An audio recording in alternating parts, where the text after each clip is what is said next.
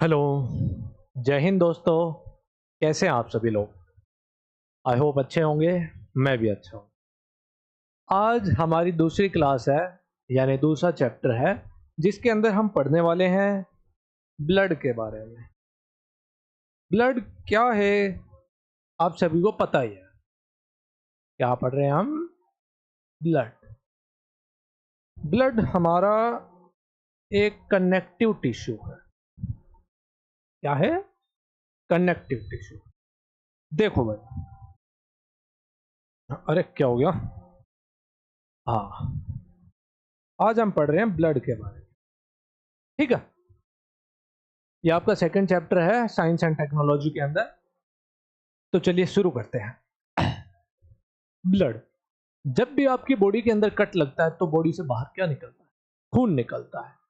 ठीक है, आज हम इसी खून को डिटेल में पढ़ने वाले हैं कि क्या क्या मटेरियल्स रहते हैं इसके अंदर, है क्या आखिर ये। ठीक है, तो ब्लड को हम मेनली कहते हैं, क्या कर रहा है भाई? एक सेकंड। ओके, ओके, थोड़ा लेट रिस्पॉन्ड करता है। ठीक है, ब्लड को कहते हैं हम फ्लूइड कनेक्टिव टिश्यू। क्या कहते हैं मेरे भाई? Fluid connective tissue. देखो, ब्लड जो है हमारी बॉडी के अंदर सर्कुलेट होता रहता है। ठीक है, सर्कुलेट रहता है। कभी आपने देखा है ये लिक्विड फॉर्म में है कि सॉलिड फॉर्म में? लिक्विड है ना, तो लिक्विड है इसलिए इसको फ्लूइड बोला है। और हमारे बॉडी पार्ट्स को सभी को कनेक्ट करके रखता है, इसलिए हमने इसको बोला है कनेक्टिव टिश्यू। ठीक है, कैसे? अब ये जो ब्लड है ना दोस्तों, ये बड़े काम की चीज है। कैसे? जैसे आपने सांस ली, इनहेल कर ली, सांस गई लंग्स के पास, उस लंग्स में जो हवा गई उसमें क्या थी आपकी? ऑक्सीजन थी। अब वो ऑक्सीजन आपकी बॉडी की हर पार्ट तक पहुंचनी चाहिए। उसको कौन लेके जाएगा? उसको लेके जाएगा ब्लड। तो ब्लड क्या हेल्प करता है? Helps in transportation. ठीक है, ट्रांसपोर्टेशन में हेल्प करता है। किसका ट्रांसपोर्टेशन? एक तो आपका गैसेस का। गैसेस कौन कौन सी? O2 हो गई और CO2 हो गई। ठीक है, जो भी आप खाना खाते हो, फूड मटेरियल्स, फूड न्यूट्रिएंट्स लिख दूं मैं यहाँ पे, ज़्यादा बेटर रहेगा, इनकी हेल्प करता है। और आपकी बॉडी के अंदर कुछ केमिकल मैसेंजर्स होते हैं जिन्हें हम बोलते हैं हॉर्मोन्स। तो हॉर्मोन्स को भी ट्रांसपोर्ट करने का काम कौन करता है? आपका ब्लड। ठीक है, अगर ब्लड की पीएच की बात करें, यानी अगर हम इसको पीएच मीटर पे मेजर करते हैं तो इसकी पीएच कितनी आएगी?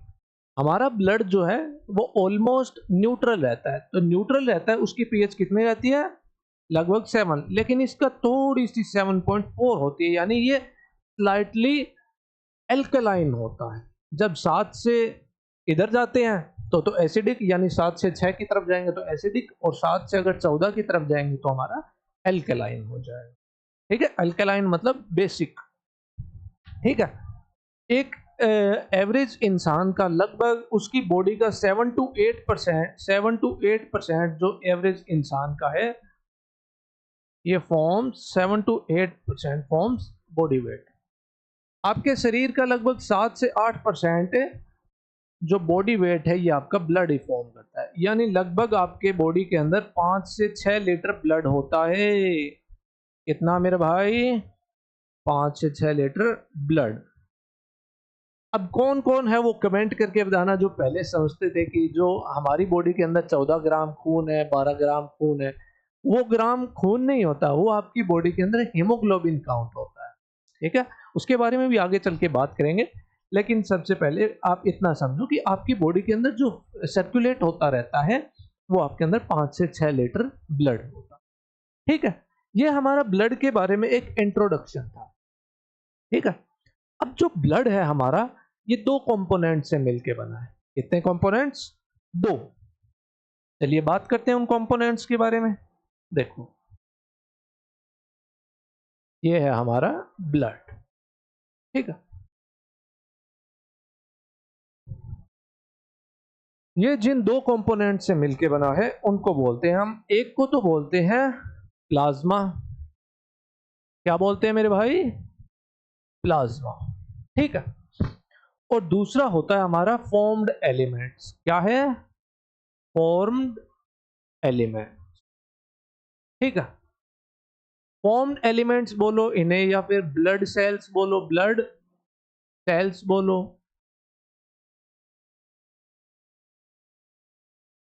या इन्हें तुम ब्लड कॉर्पसल्स भी बोल सकते हो। क्या? कॉर्पसल। फैंसी नाम है सेल्स का, कॉर्पसल। ठीक है।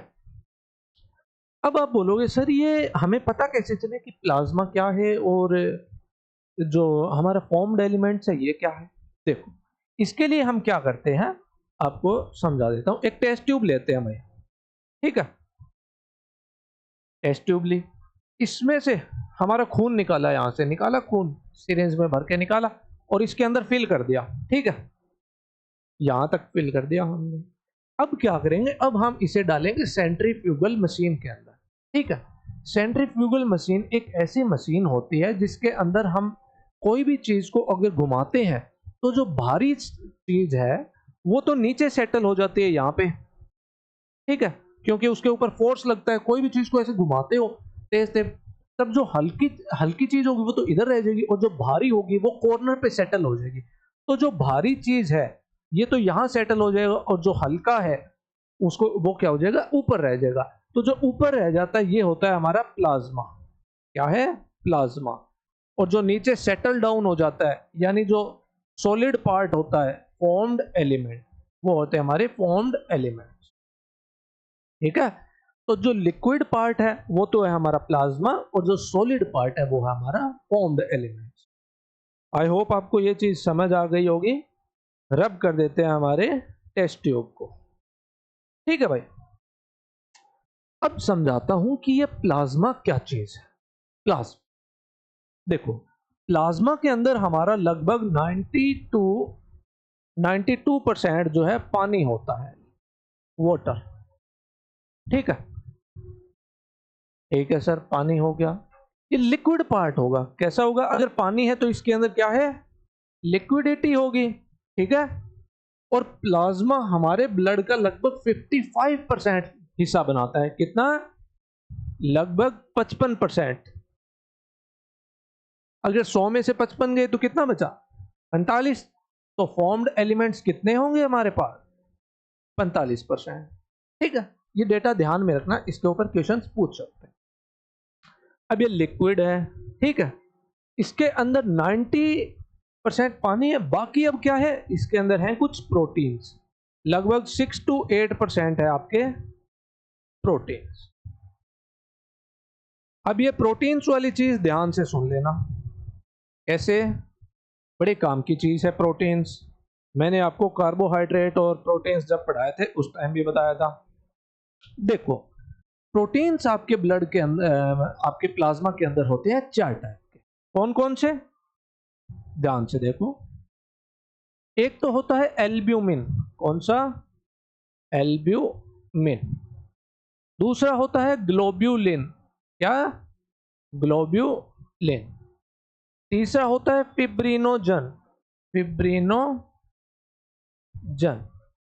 और चौथा जो आपका प्रोटीन है वो होता है प्रोथ्रोम्बिन। क्या नाम है इसका? प्रोथ्रोम्बिन। देखो, जब मैंने आप लोगों को प्रोटीन वाला हिस्सा पढ़ाया था तो उस टाइम बताया था क्वासियोरकर। उस टाइम मैंने बताया था ना कि अगर आपकी बॉडी के अंदर प्रोटीन की कमी हो जाती है तो आपका जो पानी है, ब्लड के अंदर जो वाटर है, वो आपके टिश्यूज में फिल होना स्टार्ट हो जाएगा। जिसकी वजह से क्या होगा? आपका मुंह फूल जाएगा, आपका पेट फूल जाएगा और हाथ पांव फूल जाएगा। जब आपका किसी का मुंह फूलता है तो उसको हम मून फेस बोल देते हैं। ठीक है। इस चीज को ध्यान रखना, मून फेस। और ये आपके कल या परसों कोई एग्जाम हुआ था उसके अंदर क्वेश्चन भी आया था। ठीक है। अब ये एल्ब्यूमिन जो प्रोटीन है ये क्या करता है? ओस्मो रेगुलेशन करता है। Osmo regulation. अब बोलो ये ओस्मो रेगुलेशन क्या है? ओस्मो रेगुलेशन है आपकी बॉडी के अंदर कौन सी जगह पे कितना पानी प्रेजेंट होना चाहिए। ठीक है। ये आपके पानी मंत्री है, मतलब आपकी बॉडी के किस हिस्से में कितना पानी होना चाहिए वो डिसाइड करता है आपका एल्ब्यूमिन। ठीक है, अगर इसकी डेफिशिएंसी हो जाती है, डेफिशिएंसी ऑफ एल्ब्यूमिन,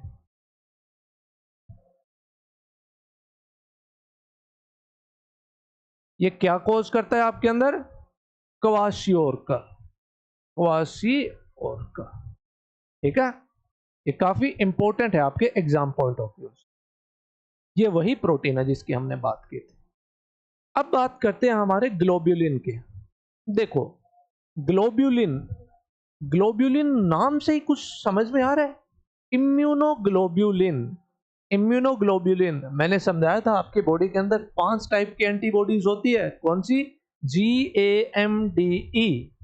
ठीक है, ये 5 टाइप की जो एंटीबॉडीज है इनको कौन बनाता है? यही आपका ग्लोब्यूलिन। और ये ग्लोब्यूलिन आपकी बॉडी के अंदर क्या करता है? इम्यूनिटी प्रोवाइड करता है आपको। क्या प्रोवाइड करता है? इम्यूनिटी। जब तुम्हारी बॉडी के अंदर कोई पैथोजन या फिर कोई एंटीजन या फिर कोई disease causing micro organism enter कर जाता है तो तुम्हारी रोग प्रतिरक्षा जो क्षमता है, इम्यूनिटी है, उसको बनाने में इसकी हेल्प लगती है। और GAMDE ये आपकी इम्यूनोग्लोबुलिन है और इन सभी के आगे IgG लगता है, IG लगता है, जैसे IgG, IgA, IgM, IgD और IgE। ठीक है, ये आपके इम्यूनिटी बनाते हैं। अब ये जो फिब्रिनोजन और प्रोथ्रोम्बिन है ये क्या करते हैं? देखो तुमने देखा होगा तुम्हारी बॉडी में जब भी कहीं कट लगता है तो क्या हमेशा खून बहता रहता है? नहीं बहता ना। अगर बहता होता तो निपट गए अब तक हम। तो देखो जब भी कट लगता है तो कुछ टाइम बाद खून अपने आप रुक जाता है। क्यों? क्योंकि हमारे ब्लड के अंदर कुछ ऐसे प्रोटीन्स होते हैं जो हमारे ब्लड को बहने से रोकते हैं, यानी बाहर निकलने से रोकते हैं। इसे हम क्लोटिंग बोलते हैं। तो ये जो फिब्रिनोजन और प्रोथ्रोम्बिन है ये किस में हेल्प करते हैं? ब्लड क्लोटिंग में, ब्लड क्लोटिंग। ठीक है, इस चीज को याद रखना। अब कई बार क्या है कि ये बड़ा डिफिकल्ट हो जाता है कि यार ये एल्ब्यूमिन, ग्लोब्यूलिन, फिब्रिनोजन, प्रोथ्रोम्बिन याद ही नहीं हो रहे। तो इसको याद करने के लिए एक आपको छोटी सी ट्रिक बता देता हूं। ट्रिक क्या है कि GF बन जाओ आप, बन जाओ आप। एक लड़का कहता है एक लड़की को, क्रश थी उसकी, वो बोलता है मेरी गर्लफ्रेंड बन जाओ, प्लीज गर्लफ्रेंड बन जाओ। तो क्या है? G से ग्लोब्यूलिन, F से फिब्रिनोजन, A से एल्ब्यूमिन और P से आपका प्रोथ्रोम्बिन। तो ऐसे आप याद रख सकते हो, छोटी सी ट्रिक है, मे बी आपके कहीं हेल्प कर जाए। ठीक है, और हमारे जो प्लाज्मा के अंदर क्या क्या चीजें प्रेजेंट है? देखो प्लाज्मा के अंदर हॉर्मोन्स भी प्रेजेंट होंगे। क्यों? क्योंकि हॉर्मोन्स वो सब्सटेंसेस है, वो केमिकल मैसेंजर्स हैं जो एक जगह से दूसरी जगह हमारी बॉडी के अंदर जाते रहते हैं और मैसेजेस पहुंचाते हैं। सारी चीजें कंट्रोल तो ब्रेन से होती है। आपकी कब दाढ़ी आएगी, कब आपका शरीर मस्कुलर होगा, ये सारी जो इंफॉर्मेशन एक जगह से दूसरी जगह जाती है, ये जाती है आपकी हॉर्मोन्स के। ठीक है, और क्या होंगी? कुछ डिसॉल्व्ड गैसेस होंगी। क्या होंगी? Dissolved gases. जैसा कि मैंने आपको शुरू में बताया था, तुम्हारा जो ब्लड है वो ऑक्सीजन में हेल्प करता है, कार्बन डाइऑक्साइड के ट्रांसपोर्ट में हेल्प करता है। तो वो कैसे जाएंगी? वो हमारे ब्लड में घुल के ही तो जाएंगी। ठीक है, जैसे हो गई CO2। और क्या हो सकता है हमारे प्लाज्मा के अंदर? हमारे प्लाज्मा के अंदर कुछ प्रोटीन्स है, ये तो मैंने तुम्हें बता ही दिया, और साथ में कुछ मिनरल आयंस भी होते हैं। क्या? Mineral ions. मिनरल आयन कैसे? जैसे हमारी बॉडी के अंदर सोडियम हो गया, ठीक है, क्लोरीन हो गया, पोटेशियम हो गया। ठीक है, ये सारे मिनरल आयंस हमारी बॉडी के अंदर, ब्लड के अंदर प्रेजेंट रहते हैं। ठीक है, आई होप आपका प्लाज्मा वाला जो पार्ट है वो कंप्लीट हो गया होगा। अब बात करते हैं हमारे फॉर्म्ड एलिमेंट्स की। इसकी बात करते हैं फॉर्म्ड एलिमेंट, यानी जो बॉडी के अंदर, हमारे ब्लड के अंदर जो सॉलिड पार्ट है उसकी बात करते हैं। सॉलिड पार्ट कौन सा है हमारी बॉडी के अंदर? Formed elements. फॉर्म्ड एलिमेंट्स मैंने आपको शुरू में ही बताया था, कितने टाइप के हैं आपके? 3 टाइप। इनको कभी मत भूलना, 3 टाइप के हैं। कौन कौन से हैं? बड़ा सिंपल सा नाम है। एक तो है आरबीसी, आरसीबी नहीं है, आरबीसी है, ठीक है। एक है डब्ल्यूबीसी और तीसरे हैं आपके प्लेटेलेट, ठीक है, प्लेटेलेट। अब देखो मेरे भाई, ऐसे मानो कि तुम्हारी ब्लड के अंदर 3 टाइप के ब्लड सेल्स हैं, ठीक है। सबसे पहले तो मैं इनका तुम्हें नाम बता देता हूं। इसका नाम है रेड ब्लड कॉर्पसल्स या फिर red blood cell, red blood cells. इसको हम प्यार से एरिथ्रोसाइट्स भी बोलते हैं। क्या बोलते हैं? एरिथ्रोसाइट्स। एरिथ्रो का मतलब ही लाल होता है, एरिथ्रो मतलब रेड और साइट्स मतलब सेल्स, ठीक है। दूसरे हैं हमारे डब्ल्यूबीसी यानी white blood cells, white blood cells. Cells बोलो या फिर कॉर्पसल्स बोलो, एक ही चीज है, मैंने आपको स्टार्टिंग में बता दिया था। ये क्या है? एक और नाम इसका है। जो व्हाइट होता है ना, उसको हम बोलते हैं ल्यूकोसाइट्स, ठीक है, ल्यूकोसाइट्स। अब तीसरे हैं हमारे प्लेटेलेट्स। प्लेटेलेट्स का दूसरा नाम है थ्रोम्बोसाइट्स। क्या है? थ्रोम्बोसाइट्स।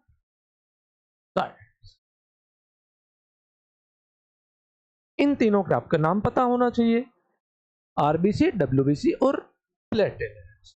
अब देखो, इन सभी के काम मैं आपको बड़े आराम से समझा दूंगा। कैसे? आरबीसी को तो ऐसे मानो कि आपकी बॉडी के अंदर गाड़ी है। ये क्या है? एक गाड़ी है,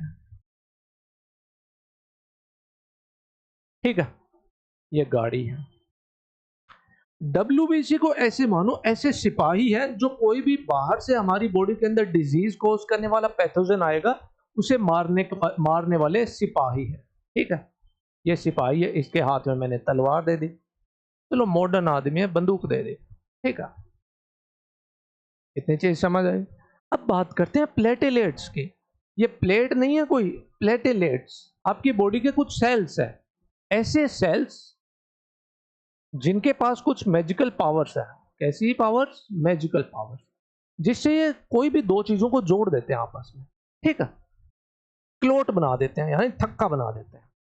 यही चीज आपको धीरे धीरे समझ आ जाएगी मैंने ऐसा क्यों बोला है, ठीक है। अब देखो, अब इनके नंबर्स की बात करते हैं कि कौन से हमारी बॉडी के अंदर कितने प्रेजेंट होते हैं। ये जो डब्ल्यूबीसी होते हैं, ऐसे मानो कि सफेद रंग के आदमी कम है। तो कम कितने? लगभग 6 से लेके 8 के मतलब 1000 इन 100 ml ब्लड, 100 ml ब्लड। अगर आप कोई हेल्दी इंसान का 100 ml ब्लड निकालोगे तो उसके अंदर आपको 6 से लेके 8000 तक व्हाइट ब्लड सेल्स मिलेंगे।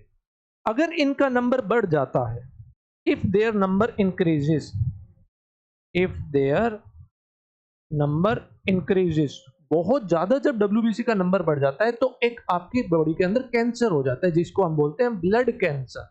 ब्लड कैंसर को हम ल्यूकीमिया भी बोलते हैं। क्या बोलते हैं? ल्यूकीमिया, या फिर इसको ब्लड कैंसर बोल दो, ब्लड कैंसर। इतनी चीजें समझ आई, ठीक है। अब देखो, ये तो हजारों में होते हैं और ये होते हैं लाखों में। कितने? लाखों में। लाख कितने? लगभग 1.5 से लेके लगभग 3.5 लाख इन 100 ml ब्लड, इन 100 ml ब्लड। कुछ बुक्स में इसको 4.5 लाख भी लिख रखा है, लेकिन मैंने 11th क्लास की जब एनसीईआरटी पढ़ी थी तो उसके अंदर इसका नंबर था 1.5 से लेके 3.5 लाख तक। तो एनसीईआरटी का जो सोर्स है उसे ही हम वैलिड मानेंगे, तो इसलिए मैंने आपको 1.5 से लेके 3.5 लाख लिखवाया है। अब बात करते हैं रेड ब्लड सेल्स की। आपकी बॉडी के अंदर जो सबसे ज्यादा सेल्स हैं वो आपके रेड ब्लड सेल्स हैं, ठीक है। ये होते हैं लगभग 5 से लगभग 5 to 5.5 मिलियन। मतलब क्या है? 50 से लेके 55 लाख, इतना ज्यादा होता है ये आपकी बॉडी के अंदर इन 100 ml ब्लड। ठीक है, ये हमने बेसिक इंट्रोडक्शन देखा है हमारे फॉर्म्ड एलिमेंट्स का। ठीक है, red blood cells, white blood cells, platelets, erythrocytes, leukocytes और थ्रोम्बोसाइट्स, इनके नाम कभी मत बोलना। ठीक है, अब हम बात करते हैं एक एक करके सभी ब्लड सेल्स के बारे में। सबसे पहले हम देखेंगे हमारे रेड ब्लड सेल्स को, उसके बाद में हम देखेंगे व्हाइट ब्लड सेल्स को, और उसके बाद हम देखेंगे प्लेटलेट्स को। लिख देता हूं मैं यहां पे क्या, red blood sales, red blood sales.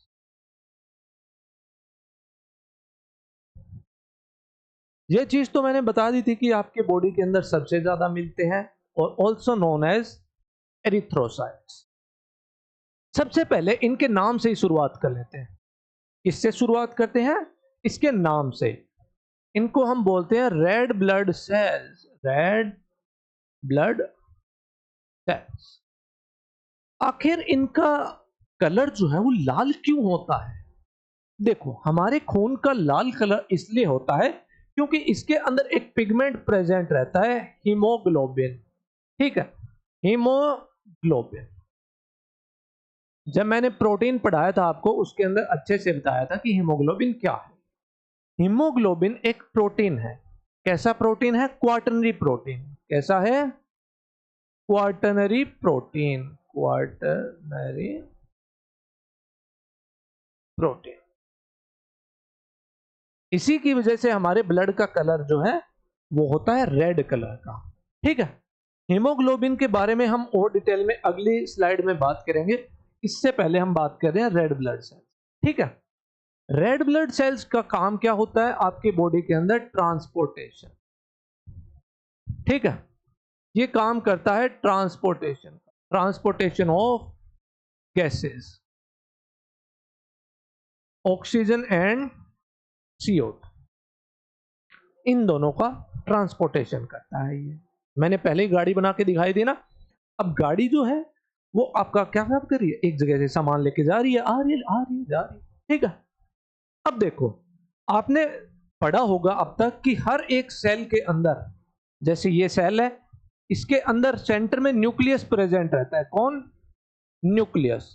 Nucleus बोले तो ब्रेन ऑफ द सेल। ठीक है, और यहां पे रहते हैं माइटोकॉन्ड्रिया। माइटोकॉन्ड्रिया यानी power house of the cell. एक आरबीसी और प्लेटलेट्स ऐसे सेल्स हैं जिनके अंदर न्यूक्लियस आपका एब्सेंट रहता है। क्या कर दिया? ठीक है, जो आपकी बॉडी के अंदर रेड ब्लड सेल्स है उनके अंदर न्यूक्लियस नहीं मिलता। क्या? Nucleus absent in mature red blood cell, mature red blood cell.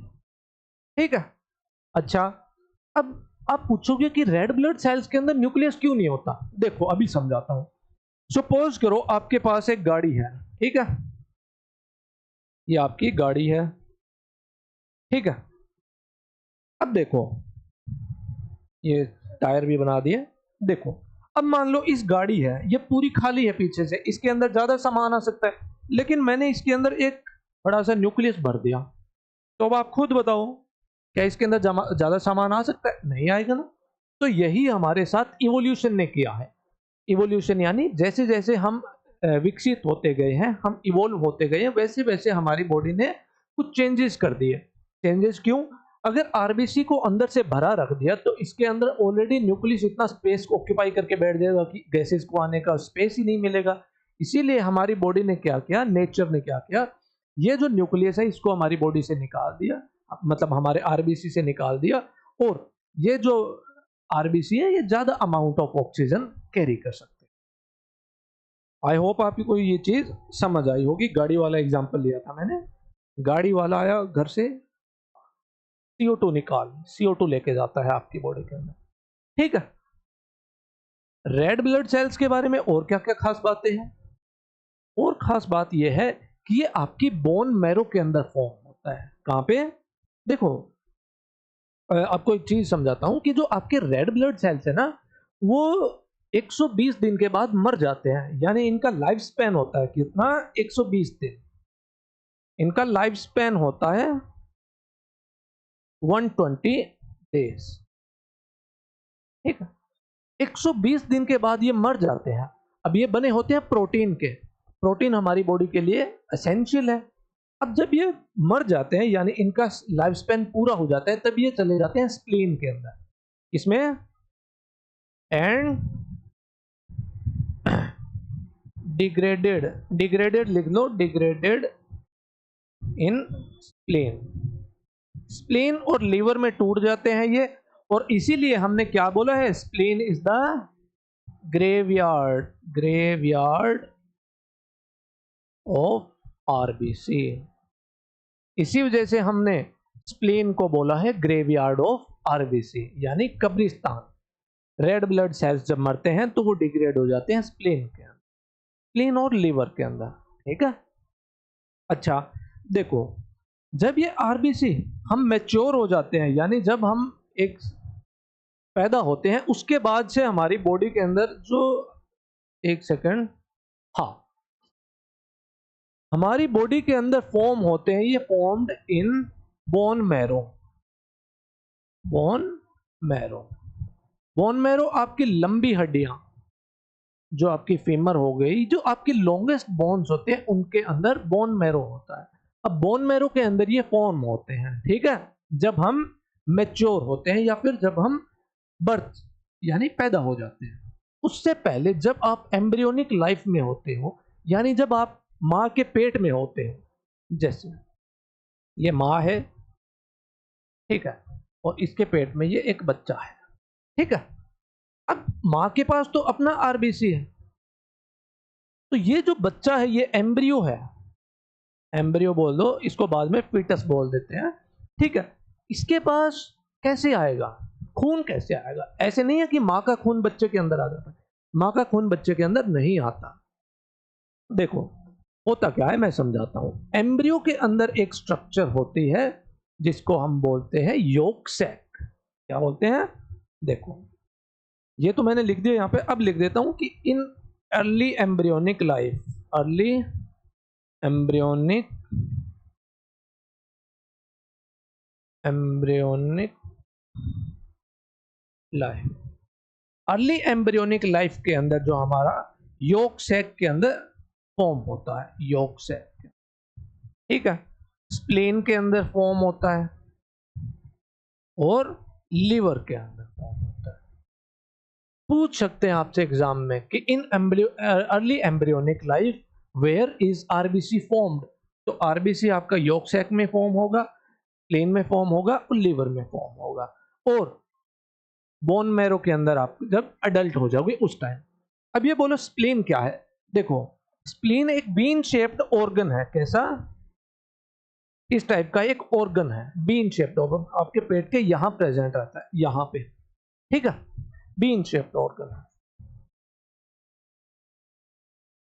Bean shaped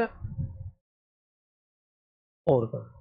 इसके बारे में और ज्यादा डिटेल में आपको जब मैं लिम्फेटिक सिस्टम पढ़ाऊंगा उस टाइम बताऊंगा, ठीक है। अभी इतनी चीजें जान लो कि ये हमने जाना है रेड ब्लड सेल्स के बारे में। रेड ब्लड सेल्स के बारे में इतनी चीजें हमने पता कर ली। अब देखो, अब एक इंपॉर्टेंट चीज आती है कि मैंने आपको बताया था कि रेड ब्लड सेल्स का रेड कलर तो होता है हमारा हीमोग्लोबिन की वजह से। हीमोग्लोबिन के बारे में थोड़ी सी बात करते हैं। देखो हीमोग्लोबिन एक क्वार्टरनी प्रोटीन है। क्वार्टरनी प्रोटीन वो प्रोटीन होते हैं जो दो टाइप के प्रोटीन से मिलके बने हैं। कैसे? अब ये क्वार्टरनी प्रोटीन, अगर आपको हीमोग्लोबिन की स्ट्रक्चर बताऊं तो हीमोग्लोबिन की आपकी इस टाइप की स्ट्रक्चर होती है, ठीक है। इसके अंदर आपकी दो अल्फा चेन्स होती है अमाइनो एसिड्स की, और दो होती है बीटा चेन्स। क्या? ये आपकी बीटा चेन्स है, ठीक है, ये चीजें देख ली। अच्छा अब आप बोलोगे सर ये हवा में थोड़ी रहती है, कोई ना कोई चीज होगी जिससे ये जुड़ी हुई होंगी। तो हाँ भाई, ये डाइसल्फाइड बॉन्ड से जुड़ी होती है, ठीक है, ठीक है, इतनी चीजें समझ आई। अब ये जो हीमोग्लोबिन होता है ना, ये क्या करता है, ये आयरन कंटेन करता है, आयरन कंटेनिंग, आयरन कंटेन, ठीक है। हमारी बॉडी के अंदर, ब्लड के अंदर आयरन होता है। आयरन कहाँ रहता है, देखो आयरन प्रेजेंट होता है यहां पर, ये 4 मॉलिक्यूल आयरन के प्रेजेंट रहते हैं। और ये जो आयरन है ये Fe2+ की फॉर्म में रहता है, ठीक है, Fe2+ की फॉर्म में रहता है। इतनी चीजें आपको पता होनी चाहिए। अब देखो होता क्या है, जब भी कोई ऑक्सीजन एटम हमारे इस हीमोग्लोबिन के साथ में ज्वाइन करता है, यानी Hb+O2, तो बनता है ऑक्सी हीमोग्लोबिन, ऑक्सी हीमोग्लोबिन। और ऑक्सी हीमोग्लोबिन है, ये ज्यादा स्टेबल कंपाउंड नहीं है, not a more stable compound, not a more stable compound. इसका क्या मतलब है, देखो अगर हीमोग्लोबिन ने ऑक्सीजन के साथ में एक स्टेबल कंपाउंड बना दिया, तब कभी ये डिलीवरी नहीं कर पाएगा। ये तो ऑक्सीजन को पकड़ के बैठ जाएगा कि अरे मेरा ऑक्सीजन कहीं मत जा, मेरे साथ रुक जा बस मेरे भाई। तो क्या आप चाहते हो, आप तो चाहते हो कि ऑक्सीजन जब आप इनहेल कर रहे हो वो आपके हर बॉडी पार्ट तक डिलीवर कर दी जाए। जब ये पकड़ के बैठ जाएगा तो डिलीवर नहीं कर पाएगा, ठीक है। ये चीज हमेशा ध्यान रखना कि ऑक्सी हीमोग्लोबिन है वो अनस्टेबल कंपाउंड है, यानी स्टेबल नहीं है वो, ठीक है। ठीक है सर, ये बात समझ आ गई। अब देखो ये हीमोग्लोबिन है, ये कार्बन डाइऑक्साइड को भी अपने साथ में लेके आता है। किसको, कार्बन डाइऑक्साइड को, CO2+Hb, ठीक है। इसको हम बोलते हैं carb amino haemoglobin, carb amino haemoglobin. Carb amino क्यों, क्योंकि इसके अंदर जो CO2 है, ये CO2 इन अमीनो एसिड की ये जो चेन्स है इनके साथ में बाइंड होके जाता है। अब देखो जो हमारा हीमोग्लोबिन है, ये सबसे स्टेबल कंपाउंड बनाता है कार्बन मोनोऑक्साइड के साथ में, कार्बन मोनोऑक्साइड के साथ में। इसको हम बोलते हैं कार्बोक्सी हीमोग्लोबिन, हीमोग्लोबिन। और ये कैसा है, 200 गुना 2 more times more stable then oxy haemoglobin. अब देखो भाई होता क्या है, कई बार आपने न्यूज में देखा होगा कि कोई बुजुर्ग आदमी या बूढ़ा आदमी अपने घर में सिगड़ी जला के सो रहा था, सिगड़ी जिसमें कोयला डाल के जला के रखते हैं सर्दियों के टाइम में। अब वो डेथ हो जाती है, कई बार न्यूज में आता है, आजकल तो नहीं आता लेकिन पहले आता था। तो उसकी डेथ का कारण क्या हुआ है, देखो जब कोल जलता है, कोयला जलता है, उस टाइम प्रोड्यूस होती है कार्बन मोनोऑक्साइड गैस। अगर आपने घर की सारी खिड़की दीवारें बंद कर रखी है तो वो गैस इकट्ठी होती जाएगी रूम के अंदर। जब भी इकट्ठी होगी तब आप जब इनहेल करोगे तो आपकी बॉडी के अंदर जाएगा। बॉडी के अंदर है उसको हीमोग्लोबिन, हीमोग्लोबिन के साथ में जब कार्बन मोनोऑक्साइड बाइंड करता है तो वो सबसे ज्यादा स्टेबल कंपाउंड बनाता है जिसका नाम है carboxy haemoglobin. Carboxy haemoglobin 200 times more stable है ऑक्सी हीमोग्लोबिन से। जब कार्बन मोनोऑक्साइड हमारे बाइंड हो गई हमारे हीमोग्लोबिन के साथ में, तो वो छोड़ती नहीं है। जब वो छोड़ती नहीं है हीमोग्लोबिन को, तो उसके साथ में ऑक्सीजन बाइंड नहीं होगी। तो ऐसे में होता क्या है, आदमी का दम घुट के डेथ हो जाती है, यानी उसके बॉडी के अंदर ऑक्सीजन जा ही नहीं रही है क्योंकि कार्बन मोनोऑक्साइड उसको छोड़ नहीं रही है, ठीक है। तो ये चीज आप ध्यान रखना हमेशा। तो इसी के साथ में हमारा रेड ब्लड सेल्स है वो कंप्लीट होता है। अगर कोई एक आधी चीजें लेफ्ट आउट हो गई या छूट गई है वो मैं आपकी स्लाइड के अंदर इंक्लूड कर दूंगा, ठीक है। इसके बाद में हमारा क्वेश्चन आता है हमारे व्हाइट ब्लड सेल्स के ऊपर, यानी WBC के ऊपर, ठीक है। WBC के ऊपर तो आज का क्लास का टाइम हो गया है, तो WBC से आगे की जो क्लास है वो हम अगली क्लास में करेंगे। अभी हम आरबीसी तक ही कंटिन्यू करते हैं, हमारा फर्दर क्लासेस आपकी कल होंगी। Thank you for watching.